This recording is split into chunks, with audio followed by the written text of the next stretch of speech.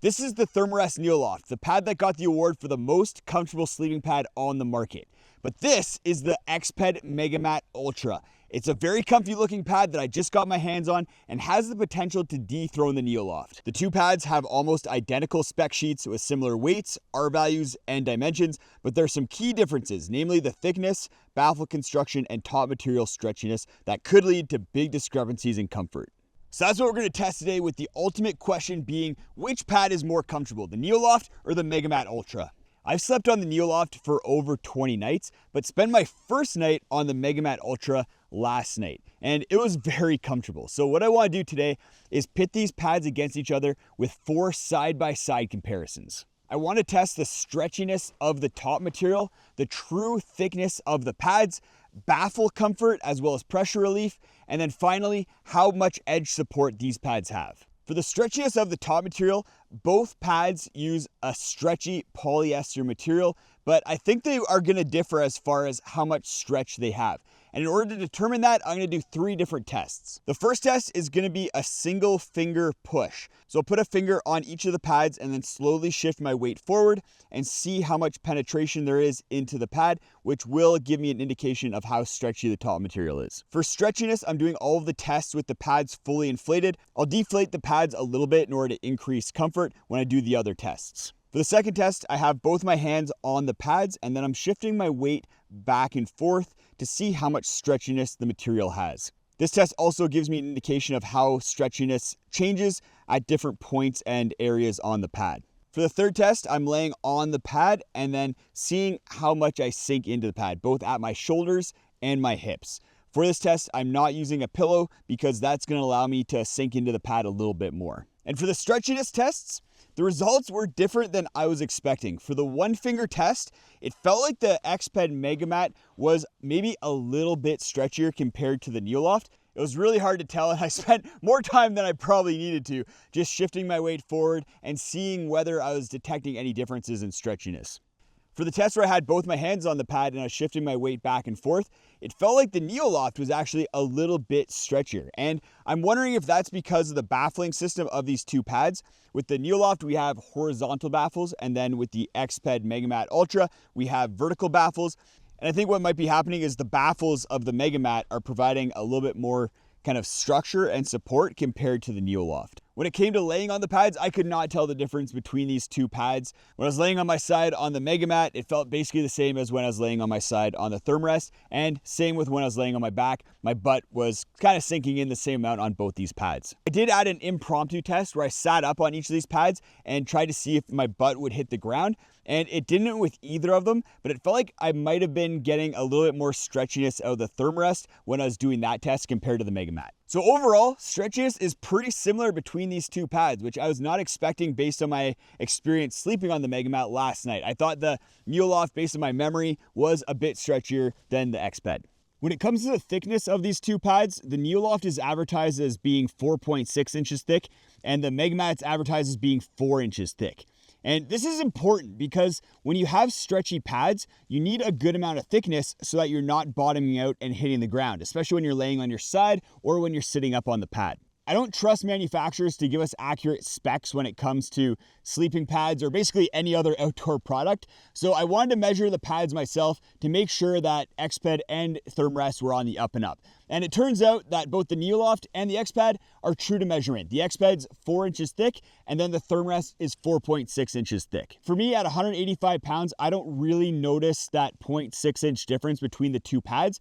But if you're above 200 pounds, then having that extra 0.6 inches might actually make the difference between bottoming out and not bottoming out. The third test is baffle comfort. And because stretchiness was pretty much a tie between these two pads, baffle comfort might be the differentiator and determine which of these pads is more comfortable. In the past, baffle style has been the prime determining factor when it comes to how comfortable a sleeping pad is slept. Vertical baffles like we have on the Xped here was the second most comfortable, with the kind of dimpled baffling system being the most comfortable. And then the least comfortable baffling system was the horizontal baffles that we see on the Thermarest Neoloft. But as I've been testing more and more of these pads that have a stretchy top material, I've kind of been noticing that baffle style hasn't been as big of an issue.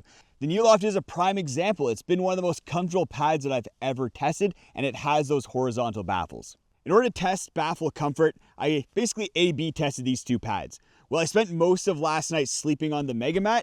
I did switch back and forth between these two pads as I was falling asleep, and then again in the morning. I spent about an hour on each of the pads before switching because that's about the amount of time I find I need in order to determine whether I'm becoming uncomfortable. Especially when I'm side sleeping. If I'm becoming uncomfortable, my arm will start going numb, falling asleep, or I'll just have to shift positions. And I wanted to see if I got that urge after an hour of sleeping on either of these pads and whether it was a different feeling between the two.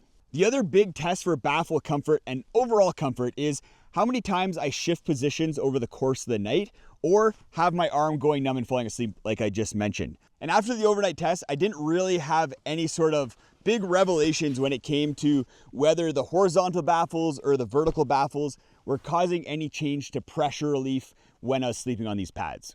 The thing I noticed the most was the stretchiness of the material. The Neoloft did feel just a little bit stretchier when I was laying on it.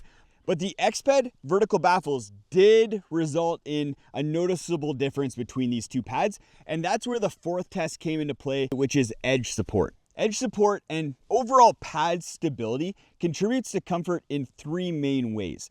The first one has to do with how you feel once you start sleeping towards the edge of the pad. If a pad has really good edge support and structural stability, if you are kind of sleeping on the edge, you're not going to feel like you're going to fall off the pad or kind of just feel a little bit like you're not staying on the pad completely. And that contributes to the second thing, which is usable space on the pad. A pad that feels more structurally stable and has more support on the edges is going to result in a pad that feels wider because you're going to be able to use more of the pad effectively. The third factor is that it contributes to how balloony a pad feels. If a pad has good structural stability, it's not going to feel like you're laying on a balloon when you shift positions and move around on it, whereas a pad that doesn't have good structural stability is going to feel a little bit more balloony.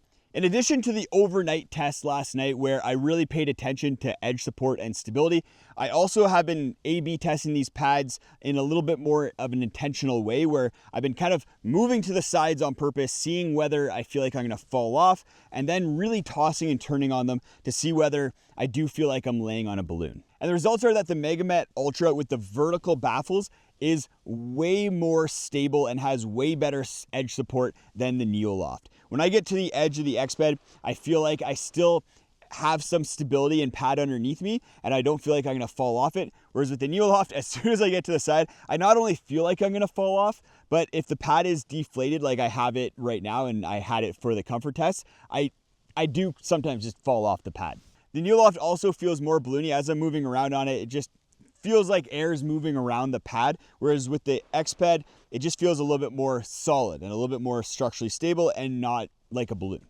That being said, it is a bit of a trade-off. The Neoloft has a little bit more pressure relief, but has that more balloony feeling and less edge support, whereas the Megamat Ultra feels a little bit more structurally stable and solid, but doesn't have quite as much pressure relief as the Neoloft. So what are my overall thoughts, and do I think there's a clear winner between these two pads when it comes to comfort? I don't think there's a clear winner. They're very evenly matched up, but I do think that different people will have a preference.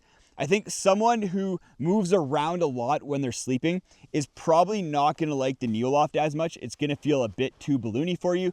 And that person's probably going to like the stability that the Megamat brings to the table. But if you're someone on the heavier side and need a little bit of extra thickness that the Neoloft brings to the table, then maybe the Neoloft is the right play for you. Or if you really just stay in position and want a lot of pressure relief, the Neoloft is going to feel like it gives you a little bit more pressure relief compared to the Megamat.